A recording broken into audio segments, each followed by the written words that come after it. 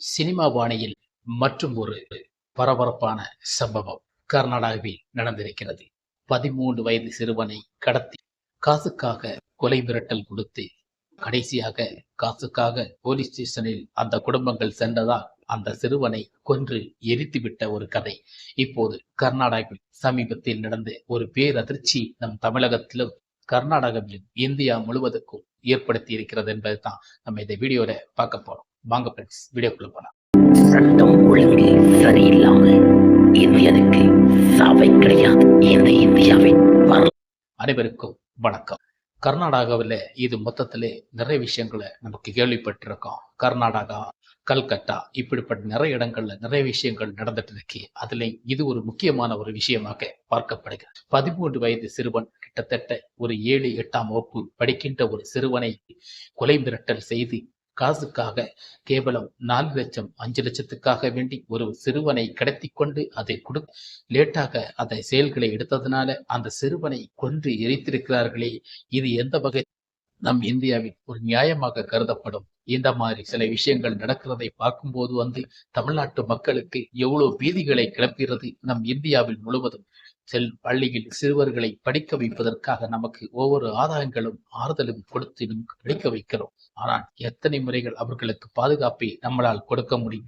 வீடுக்கு திரும்பும் வரை நமக்கு கண்ணில் நெருப்போ அல்லது இதயத்தின் கணத்தையும் கொண்டுதான் நமக்கு காத்திருக்கிறோம். குழந்தைகள் வீட்டுக்கு திரும்புவார்களா இல்லையா, வீட்டுக்கு வந்து சேர்ந்து விடுவார்களே என்ற ஒரு தயக்கத்தோடு நமக்கு இருப்போம். ஆனால் அத்தனை ஏக்கத்தோடு இருந்த அந்த தாய் தந்தைக்கும் தன்னுடைய மகன் வரவில்லை என்ற ஒரு இதிலே போலீஸ் ஸ்டேஷனில் கம்ப்ளைண்ட் ஃபைல் பண்ணாங்க. அதுக்கப்புறம் கடத்திய பிறகு நாங்க குழந்தை எங்கேயும் மிஸ் ஆகல, நாங்க தான் கடத்தி இருக்கிறோம், எங்களுக்கு 5 லட்சம் கொடுங்க, உங்க பிள்ளையை கொண்டு கொடுத்துருத்தோம் என்று அந்த கும்பல்கள் சொல்லும் போது அந்த தந்தையின் தாய்க்கு என்ன வழி தோணும்? எப்படித்தான் அதை சிந்திக்க தோணும்? மிடில் ஃபேமிலியாக இருக்கின்ற சிறைவர்களுக்கு இந்த மாதிரி 4 லட்சம் 5 லட்சம் கொடுத்தா என்னுடைய மகனை காப்பாற்றி விடுவோம் என்று சில குரல்கள் வாட்ஸ்அப் மூலமாக கேட்கும் போது நிச்சயமாக பயப்பட வேண்டிய சூழல் கட்டாயத்தில் நம் இந்திய நாடு இப்போது செயல்பட்டு ஒவ்வொரு விஷயங்களையும் பார்க்கும்போது ஒரு விஷயம் நடந்து முடிஞ்சா அடுத்தது ஒரு விஷயம். இதே கர்நாடகா தர்மசாவில் பல புதக்குழிகளில் தோண்டி பல பிரேதங்களை நமக்கு இப்போது சமீபத்தில் அதெல்லாம் தோண்டப்பட்டது. அந்த கேஸ் ஒரு பக்கம் போய்கொண்டிருக்க அடுத்ததும் ஒரு சம்பவம் நடக்கிறது என்றால் நம்ம நாடு எப்பேற்பட்ட குட்டிச்சவரான சூழலில் தள்ளப்பட்டு வருகிறோம். இந்த 13 வயது சிறுவனை கடத்தி கொண்டு பணத்துக்காக பணம் கொடுக்கவில்லை என்றால் நம்ம தப்பிக்கிறதுக்காக ஒரு கொலை கூட செய்து எரித்து விட்ட உடனே எல்லாம் முடிந்து விடுமா? உங்களை போலீஸ் பிடித்து விடாதா அப்படி என்று பயம் உங்களுக்கு இல்லையா? அப்படித்தாங்க 2 இளைஞர்களை பிடித்து அவர்களை பிடித்து விசாரணைக்கு அடைக்கப்பட்ட போதுதான் பல புகங்களும் பல விஷயங்களும் வெளியே வந்து கொண்டிருக்கிறது. இதே தொழிலாக தான் அவர்கள் செய்து கொண்டிருக்கிறார்கள் என்று இந்த நாடு எப்படித்தான் எப்போது திருந்த போகிறது? இப்பேற்பட்ட சூழலான பல சம்பவங்களை எப்போதுதான் நமக்கு குரல் கொடுத்து அதை இப்போது நடக்கவில்லை தட்டு கேட்கிறது. கவர்மெண்ட் அதை சுட்டி காட்டுகிறது.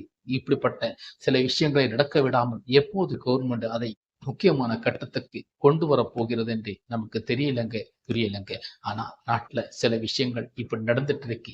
கொலை மிரட்டலுக்காக 13 வயது சிறுவனை கடத்திவிட்டு சரி காசு கொடுக்கவில்லை என்றால் கொடுக்கும் முறையாவது வைத்திருக்க வேண்டும். போலீஸில் போய்விட்டே என்ற திமிரில் அந்த குழந்தையை கொலை செய்துவிட்டு எரித்து விட்டாயே, எப்படிங்கடா உங்களுக்கு மனசு வந்தது? இந்த மிருகங்களை நம்ம நாடு சும்மா விடக்கூடாது. இந்த மிருகங்களை அடைத்துவிட்டு தண்டனை குறைந்தபட்சம் அல்ல, அதிகபட்ச தண்டனை தான் கொடுக்க வேண்டும் என்பதுதான் நம்ம நாடுக்கு ஒவ்வொரு முன்னெச்சரிக்கையான ஒரு நடவடிக்கையாக இருக்க வேண்டும். நாடு ஒவ்வொரு விஷயங்களிலும் ஒவ்வொரு இதை நமக்கு கண்டுபிடிக்க மேலும் மேலும் தவறுகள் நடந்துட்டு தான் இருக்கு. நாடு திருந்துற மாதிரி இல்லை. இதுதான் நமக்கு ஒண்ணுமே புரிய மாட்டேங்குது. இந்த நாட்டுல என்ன நடக்கிறது, என்ன நடக்கணும், என்ன நடக்கப் போகிறது என்பதும் தெரியவில்லை. இப்பேற்பட்ட நாடு நமக்கு தேவையா என்று சில சிச்சுவேஷனில் நமக்கு தேவைப்படுகிறது. அப்பேற்பட்ட நாட்டுக்குள் இப்படி நடப்பது இயல்பான ஒன்றல்ல. இது கடுமையான விமர்சனத்துக்கு உள்ளானது என்பதை நான் உங்களிடம் தெரியப்படுத்துகிறேன். ஓகே ஃப்ரெண்ட்ஸ், இந்த வீடியோ எந்த அளவுக்கு உங்க மனதை பாதித்திருக்கும்? நம்ம வீட்டுக்குள்ளும் நம்ம கூடவும் நம் தம்பியோ அண்ணனோ இல்ல நம்முடைய குழந்தைகளோ இருக்கிறார்கள். அதை ஞாபகத்தில் வைத்துக் கொண்டு இந்த மாதிரி வீடியோகளுக்கு இந்த மாதிரி சில விஷயங்களுக்கும் நாடுக்கு எதிரொலி கொடுக்கணும். அவர்களின் சட்டத்தும் நிறைவேற்றணும். இப்பேற்பட்ட குற்றவாளிகள் தப்பிக்கவே விடக்கூடாது. அதற்கான பாதுகாப்பு காவல்துறை எடுத்துக்கொண்டு அதற்கான முன்னெச்சரிக்கை நடவடிக்கைகளை காவல்துறை எடுத்துக்கொள்ள வேண்டும். எங்கடா காவல்துறை தான் அடித்து சித்திரவதை செய்து தவறு செய்யாதவனை தண்டிக்கப்படுகிறது. இந்த நாட்டுல எப்படி இது மாதிரி தண்டனைகளை குறைய வைக்கும்? எல்லாவரிடம் தவறு இருக்கிறது. இதை சுட்டி காட்டுவதற்கு நம் நாடு உருப்பட வேண்டும். அந்த உருப்படியான சில விஷயங்களை நடத்தி கொள்ள வேண்டும் என்பதற்காகத்தான் இந்த பதிவுகளை நான் உங்களுக்கு கொடுக்கிறேன். ஓகே ஃப்ரெண்ட்ஸ், இந்த வீடியோ எந்த அளவுக்கு உங்க மனதை பாதித்ததோ எனக்கு தெரியல. ஆனா இந்த மாதிரி வீடியோவை நீங்க அடிக்கடி பார்க்கணும்னா நம்ம சேனலுக்கு சப்ஸ்கிரைப், லைக், ஷேர் பண்ணுங்க. Okay friends. சட்டம் ஒழுங்கு சரியில்லாமல் இந்தியனுக்கு சாவை கிடையாது. இந்த இந்தியாவின்